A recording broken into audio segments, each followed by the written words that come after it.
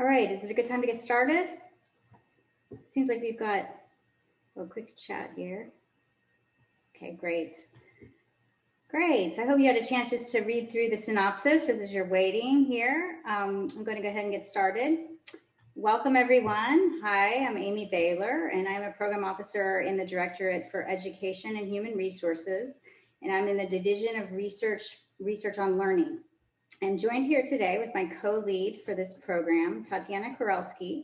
She's a program officer in the Directorate for Computer Information Science and Engineering, and she is in the Division of Information and Intelligent Systems. And please note that after this webinar, Circles, which is the resource center for this program, will be sharing these slides, a recording and a transcript. Basically, I'm going to be reading from a script for the slides today, and that will be posted together with the recording. And we will be also transcribing the question and answers. So please, if you do have question and answers, we ask that you wait until the end of the presentation. It's not very long, in case we answer your questions on the way. And then you can enter the Q&As in the Q&A module that you'll see on your Zoom taskbar. And you can go in there and just type in a question, and then at the end of the presentation, I'll just go through them systematically, and Tanya and I will answer them. So great. So let's get started. So first, we strongly encourage, as always, that you carefully read the solicitation in detail. Here we're describing several important highlights with the new solicitation. So we found that it was time to retire the name Cyberlearning, given there's some misunderstandings with that name and some negative connotations, I think, with the word cyber. So the new name is Research on Emerging Technologies for Teaching and Learning. The acronym is RETTL. And this includes a new focus on teaching, not just learning, highlighting the role of advanced technologies to enhance teaching, which then, of course, has a direct impact on student learning. We are particularly interested in projects with innovative ideas to support the future work of teachers.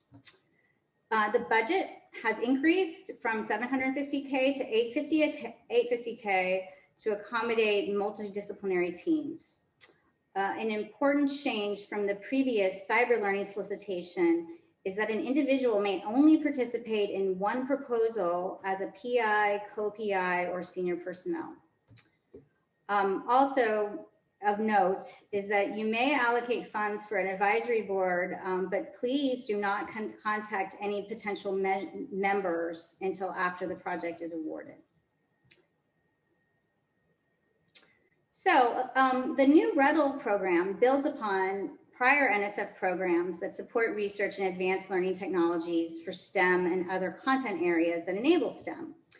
NSF has been investing in advancing learning technology research for a long time, and NSF is always evolving and changing to what is current in the field and thinking to the future. As many of you may know, there was a Cyberlearning program from 2011 to 2020. There have also been programs going back to 1996 and earlier. The previous focus over the last 3 years for the Cyberlearning program included a focus on work at the human technology frontier, and that reflected an important area of research as one of NSF's 10 big ideas. So for more history for more information about the history of the program, please see a really great recently released report on ambitious mashups, which will be on the Circles website, circles.org. So Circles is the new resource center to support the PI community, and we will be presenting more about its role later in this webinar. Just want to point that out now. So RETTL, similar to the former Cyberlearning program, continues to fund projects across a wide range of topics related to research in emerging learning technologies. Specifically, it continues to fund learning technology research in any content area with any participants and in any context. There is particular interest in STEM and STEM enabling content areas. Projects are still welcomed that are related to the future of work at the human technology frontier. There is also a new focus on teaching, as we mentioned before. It is very important that projects must be exploratory and experimental in nature. We encourage projects that involve some risk. We like to think of the program as soliciting big eagers, similar to NSF's eager program, but with a much larger budget size. The eager program is limited at 300K, whereas of course for RETTL we're at 850K. So another way you may think of RETTL as a program is as an incubator program. So projects should be highly interdisciplinary, and this should be reflected in the team. And the team should include expertise in both the computer sciences and engineering together with the learning sciences. Really need both of those pieces in the team. Plus, you may have some additional convergent participants in the social and behavioral economic sciences as well. So finally, reflecting the strong NSF mission to broaden participation, we strongly encourage proposals that broaden participation, expand STEM pathways, ensure educational equity, or otherwise promote diversity and inclusion in STEM education and careers. We also encourage proposals from minority serving institutions.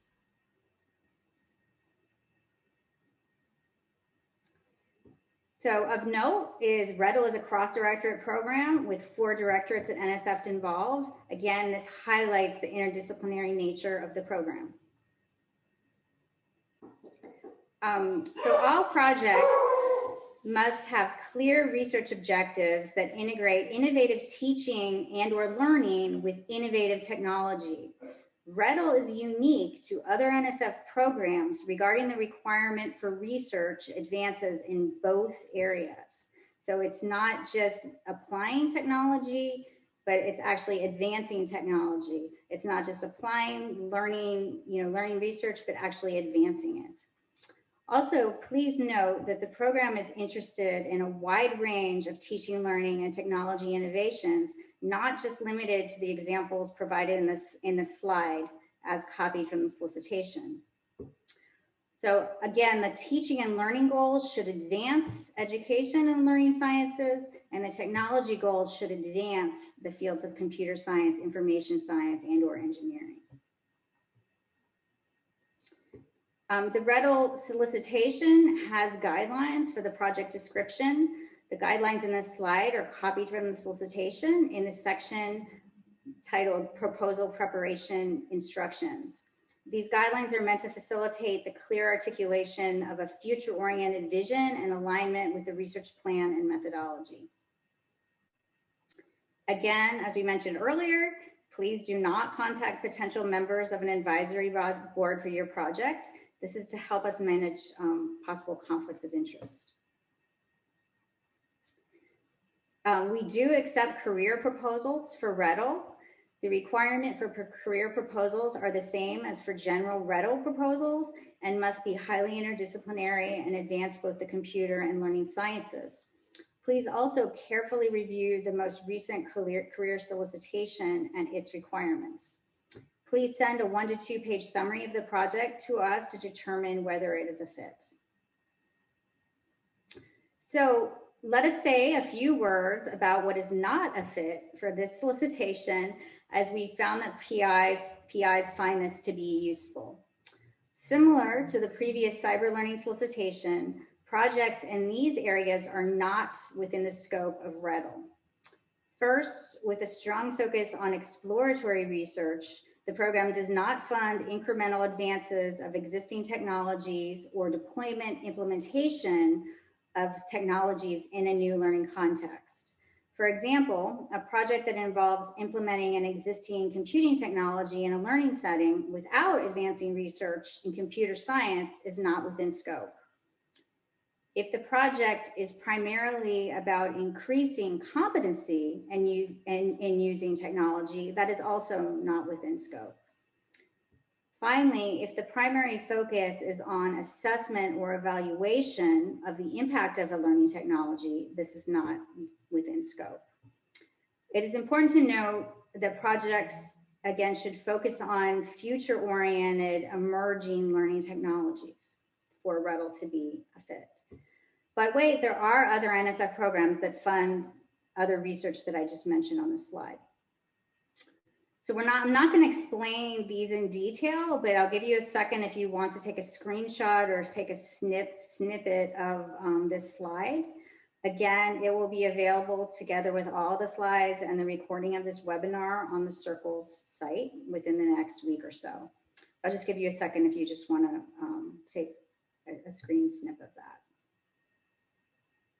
There's a lot of programs at NSF that support learning with technology and a lot of different slices of that kind of research. Okay. So in general, I want to, strongly let you know that program officers are very happy to provide feedback on concept papers. So we suggest you send a 1 to 2 page concept paper to describe the gist of your project if you are unsure whether it is a fit for RETTL. Please send this to both Tanya Korelski and I, and we will share it with other members of our working group as needed. We will let you know whether your project is within scope, and if not, we can try to refer you to other programs, such as those on the previous slide, as relevant. So for other programs, aside from RETTL, check the solicitation to see who is the contact person. This may be a program lead, or it may be an alias for the program. Find out who's listed and then send your concept paper to that contact. And we will handle it internally at NSF from that point. It's a good idea to find out who the one contact is rather than send it to a list of program officers. It just makes it much more efficient for us to get you the best feedback if you just find the primary contact. Okay. So finally, we want to point you to the new NSF-funded Circles Resource Center. Circles is the Center for Integrative Research in Computing and Learning Sciences. Circles is a fantastic help for you, providing a number of resources that are helpful in proposal writing. It can also suggest colleagues to help build your team. The website has examples of prior projects that have been funded in the former Cyberlearning program. So Circles serves both RETTL and the former Cyberlearning program, and also projects that have similar missions to advance learning technology. And Circles helps to build a network community. There's a great report that they recently published that's titled Ambitious Mashups that will explain the history of the Cyberlearning and RETTL programs with recommendations for the future. Finally, there's also a great summary on the Circles website of 5 ways that Circles can help you that you can also find there on the site. So now we'll take questions. If you would like to type your questions into the Q&A module, we're not, that's the only option here with this webinar format in Zoom. And as I mentioned, we will be posting recording of this that will include the question and answers, and we will have those transcribed as well so that you can read them. So I will go ahead and start reading the questions, and then Tanya and I can try to answer. All right, I'm not sure this first question. Oh, okay. What I would like to ask is whether this would be a good example research question in learning.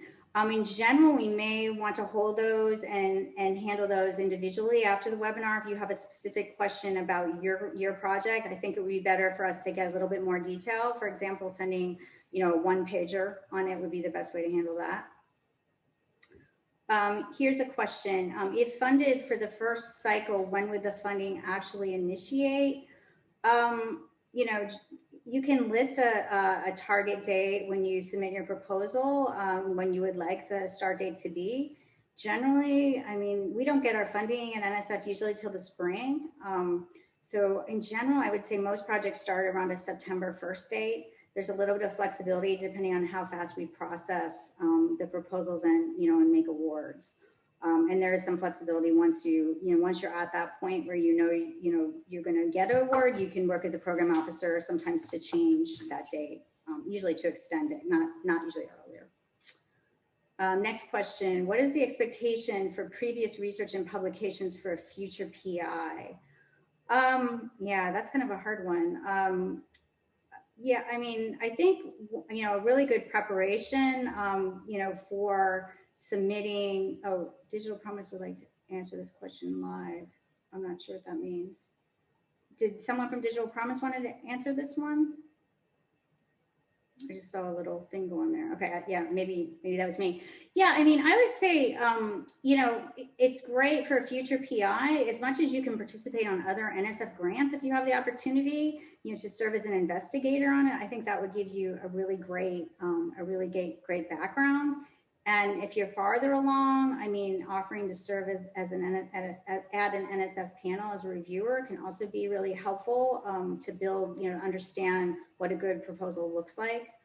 But in general, yeah, I mean, PIs, I think I would also turn you to the Circle's website to take a look at other things that we funded, and you can also do some searching of those PIs and see what their backgrounds are as well. But we're interested in a wide range of PIs and backgrounds. All right, next question. Can an external evaluator be included in the project instead of an advisory board?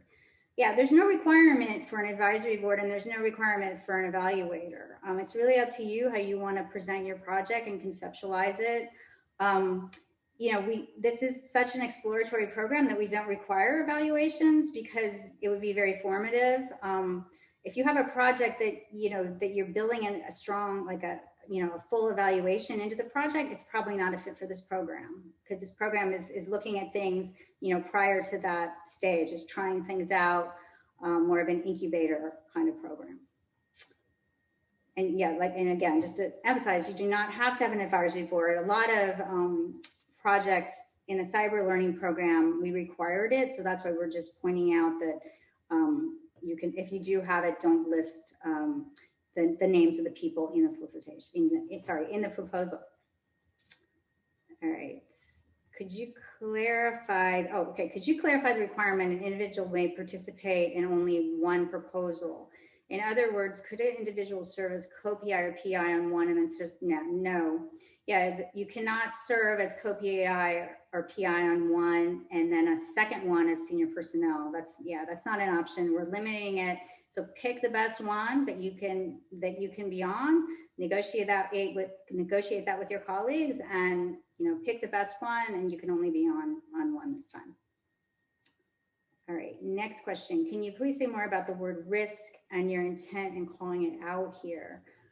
Yeah, I mean, risk in the sense cyber learning and RETTL are future-oriented programs. We're looking to fund things that are on the edge of where research is going, 5 to 10 years out, 2 to 4 years out. I mean, looking towards that next thing. So risk is in the sense that, you might be proposing something that may not work.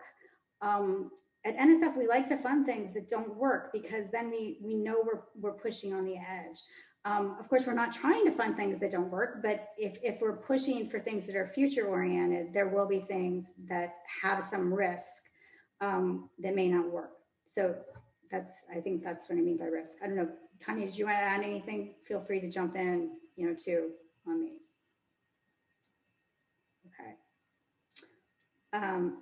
Okay, so next question is there. Yeah, I can just add that Amy already mentioned that we see this program as a large eager, and eager is an exploratory research. If you look at the eager solicitation, it really asks for high risk, high reward. So basically what we're saying is that you should see it as extremely exploratory. It's a very unique program in that respect, because what we're doing here, we're studying the learning process. That's why we want the multidisciplinary team of learning scientists and the technologists. And then to study how the learning process is adapted or changed or blocked sometimes with new technology. Then the technologist has to iterate and respond to what happens to the learning process. So it's a very, very exploratory. We don't want to build like complete systems. We really want to explore how learning process is adapted to new and future computing and other technological environments. Yeah, and I think that's a great point, is to look at, and if you're not familiar with the EAGER program at NSF, it's for exploratory, what does it stand for? Early exploratory grants. It's for early stage exploratory research grants. You might want to take a look at that, just out of curiosity. And that's kind of what we're going here with RETTL, is that kind of project. All right, let's go to the next one. Is there an expectation regarding the number and diversity of key personnel? No, I wouldn't say that. As long as you've got the interdisciplinary team in some way, I think that could be formulated in a number of different ways. Rarely, some PI teams, some PIs have a strong background as computer scientists and learning scientists. So there may be a case where, you may have just one person that's the lead PI. Usually you're going to probably have at least two, again, one representing computer science engineering and another representing the learning sciences, but there's no requirement or expectation there other than meeting that team, interdisciplinary team. This one says, this next question, what team member composition do you recommend? Right, so again, that's, I guess, just what I said, having the learning science and computer science at a minimum, having background in both of those would be important. Okay, next question. Given the requirement to advance research in both computer science and teaching and learning, what are suggestions for making both goals fit within the scope of the proposal and not write two proposals? Yeah, I think what's important, and it's funny because Tanya and I have been leading this program together for 4 years, and we've gotten very sort of articulating these boundaries, that there should be technology research and there should be learning, teaching research, but we're doing that just to make clear that both are required. But ultimately, your project really should have integrated goals. The goals should be integrated together because you're advancing some sort of learning technology, and a learning technology, by definition, is advancing learning, and technology. So the goals should really be integrated for both of those. And you ask yourself, if you're thinking about what your project is, it's like, am I advancing technology? Am I advancing learning? What's my research question? That's the bigger umbrella, across both of those. I can add here that if, for instance, sometimes people want to advance technology and have educational context or learning context just as an application, then you submit to SAIS. You can actually write two proposals. I don't know about the what would be the learning without the other proposal, learning without the technology. But if you just want to advance technology, then also there are programs in SAIS, like it was on the slide that Amy showed. In HCC, they do accept proposals on technological advances with an application to education and learning. Yeah, that's a great point. That there are places for these other things, just because we're trying to be really clear what the scope is of RETTL so that you don't waste your time and submit a proposal that's not within scope, which, we value that and don't want that to happen. But we're not trying to say there aren't other places for these other great kind of research projects, at NSF, because there most likely is for research. One question, what is the main difference between RETTL and iTest? Those are very different programs. iTest is about developing interest and engagement for students with technology-based experiences for increasing sort of career development and interest in STEM. So it's a very different kind of program. And again, if you have a question about your project, please just send us, a 1 to 2 pager, and we can let you know, if your project might be a better fit for that. But they're quite different programs. And again, most of the EHR programs are not going to require this advance in technology like we require in RETTL. So that's a very unique part of it compared to other programs, especially in EHR. Next question, what is the expectation for multi-site collaboration? There's no expectation that you necessarily would have multiple sites. It really just depends on your project for that. You can submit a proposal with just one institution, or you can submit a collaborative proposal with multiple institutions. That's completely up to you and your project. Next question, I wanted to ask if you could expand a bit on whether both the technology and teaching and learning innovations must be experimentally evaluated within the project. Okay, so the way I'm understanding this question, whether they must be experimentally evaluated. Okay, so when I use the word experimental, I did not mean it in terms of a methodology.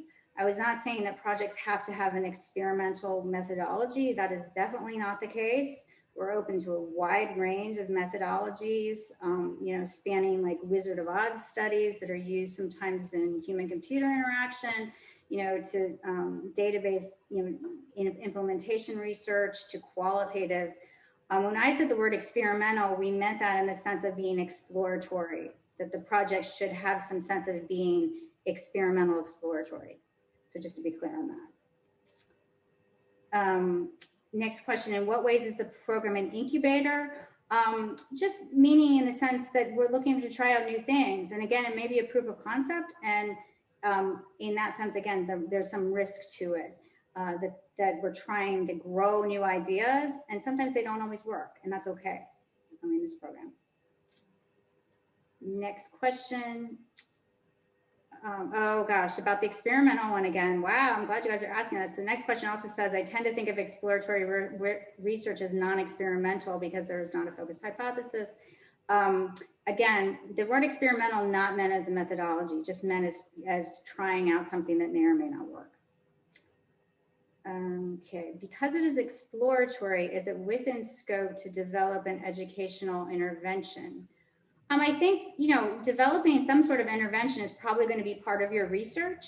It's just you should be thinking of it. The intervention will be within the scope of studying the research, the exploratory research. The goal of RETTL isn't to come out with some, well thought out educational intervention that's ready to be rolled out, in 8th grade classrooms next year. At RETTL, we're looking at the earlier stages of that. And so you're trying out the intervention. There might be some iteration of that, trying to find out how it works and what works and doesn't work. So it's just the level of depth, I think, is how to think about that as an intervention in terms of how, are you looking again to the short term or the longer term? RETTL, we're looking more to the shorter term. It's looking at, what's happening now. So I'm feeling some contradiction when I just said that, because it's a future-oriented program, but you're testing things, looking at things now. All right, can you clarify the line between technology implementation, which is not supported, and emerging technology supported?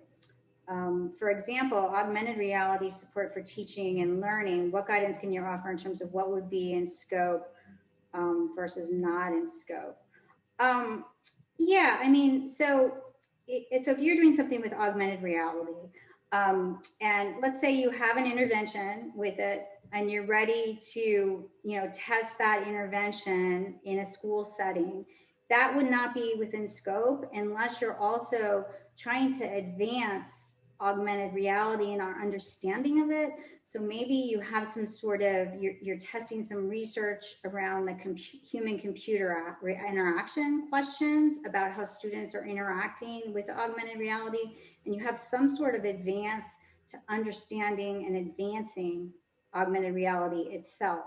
So it's not enough just to develop an intervention with augmented reality and implement it. That would be not enough for RETTL. RETTL is also, you're going to also have to advance the use and understanding of the augmented reality itself. Next one. What is the educational level of participants that the program is willing to fund? Anyone.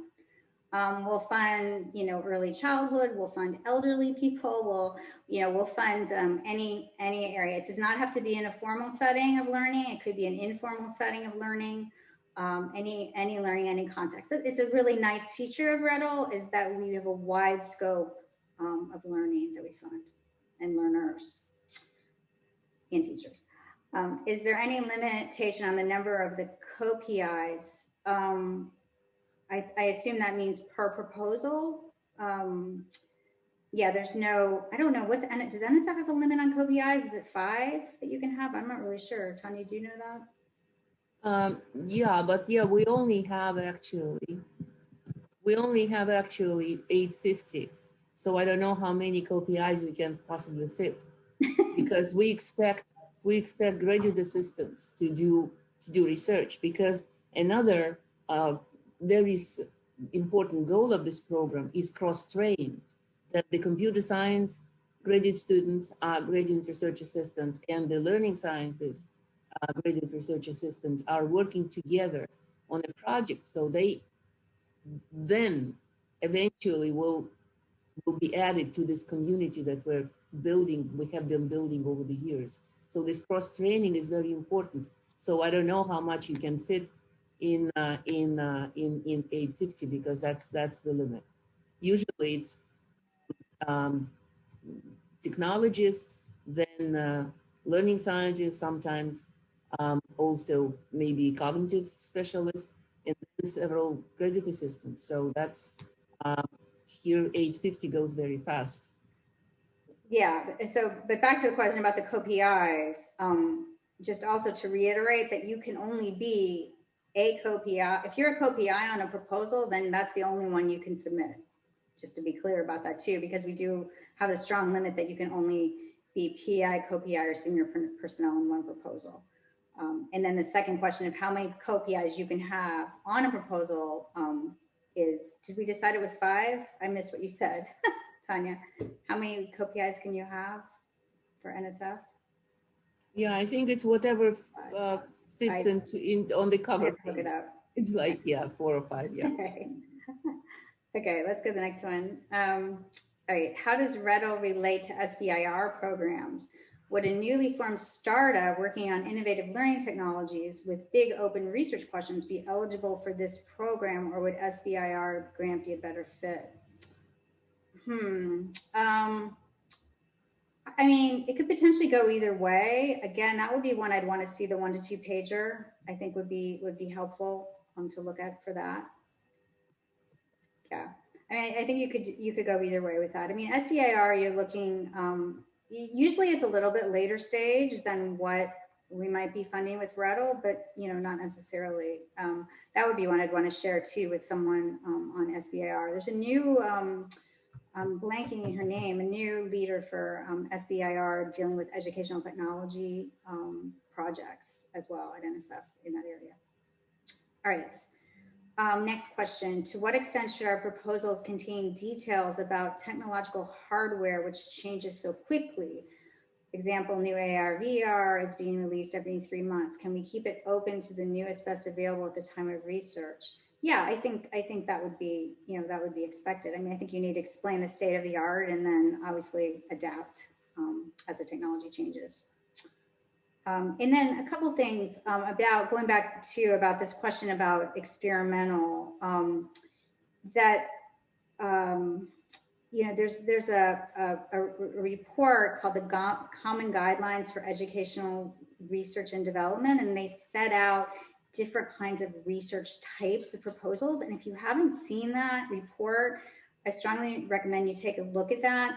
And it describes, the different types of research proposals, and it kind of separates, the difference between an exploratory type of research, which RETTL funds, compared to other kinds of like foundational or impact-based research projects. So I recommend that you take a look at that. Again, the Common Guidelines for Educational Research and Development to help explain again what we mean by exploratory experimental. Yeah, so while we're waiting, we wanted just to also mention, Jeremy had said, that we will have all this information will be on Circles. Give us a week or so to, to get the webinar and the recording up there, but it will be up there, as well as the resources that we mentioned too. They're transitioning from the former Circle to the new Circles, and so all the information is figuring out how to reorganize that.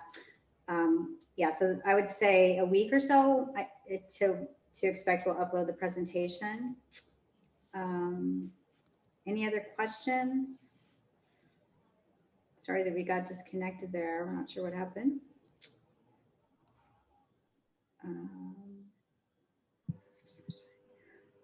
Okay, so one more question. These terms are mentioned throughout the solicitation, but how much are you interested in projects that skew into social science, ethics, and behavior. Yeah, I mean, we're interested in that as long as, again, that you've got the learning and the technology advances. Having an interest in, you know, in social science ethics is definitely something within scope. Again, assuming you have those other components.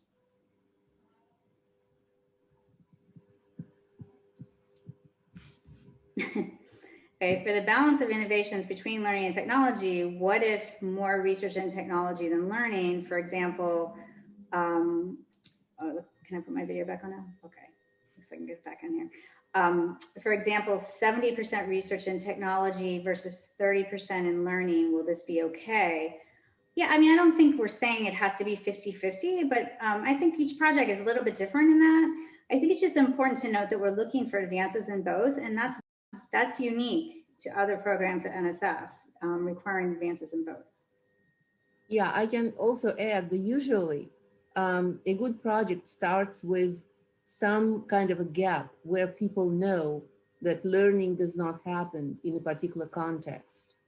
Then a technology might help, so the technology is suggested, and then the technologists and learning scientists investigate, explore where technology helps in this particular learning context and how the learning process changes from the previous learning process. So there is the balance, there is no mechanistic balance. You know, it's basically it's integration when you put the learners into the technological context and then study how the learner does, what exactly the process is. So hard to say which and then you can the learning the result could be that the technology needs to be improved or changed, and so there will be more research in technology. So it just depends how your exploration goes. Okay. Next question, what's the timeline of the grant? How many years would it fund? I think we forgot to put that on the slide. 2 to 3 years is the expected time frame. No, we say three. We say 3? Solicitation says 3, yeah. Okay, I forgot that. Yeah, so 3 is the expected timeline.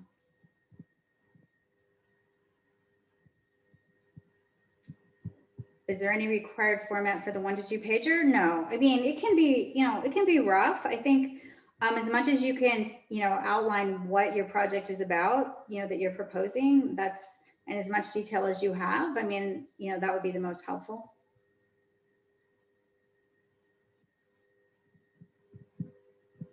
Any other questions?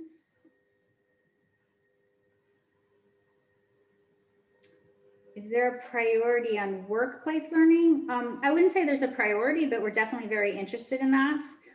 Continuing, you know, with the prior focus that we had on cyber learning for work at the human technology frontier. We're definitely interested in proposals that look at that. Okay, we're now at 1:45, so maybe if there's no more questions, people can send us inquiries. Yeah, I think we got some good questions to cover sort of the main, hopefully we got our main messages across as well. And again, feel free to send us, you know, a 1 to 2 pager, send it to both Tanya and myself, and then we can circulate it as needed too. We're glad that you all joined, and we look forward to getting some really great proposals from all of you. And thanks to For Circles for helping us put this together. And we will be posting this. Give us a week or so to get this uploaded onto the Circles website. Be good. All right. Anything else from Jeremy or Digital Promise that I'm forgetting? You're on mute, Jeremy. Just to thank everyone for joining us. And you know, something that's come up is sometimes people refer to us as the people to contact if you have questions about the proposal. But really with that 1 to 2 pager, it's really, you know, we don't officially know anything about how NSF is going to make decisions. So it's really better to send those to Amy and Tanya. We can provide a lot of resources and help, like helping you find partners if you don't have a good partner. But if it's a question about solicitation, ask them. Yeah, that's a great point. Thanks. Yeah, sometimes it's not clear the line with that. So yes, that's good. All right. Well, thanks again, everyone, for attending. And we look forward to hearing back from you. So that's good. Bye. everybody. Yeah, bye.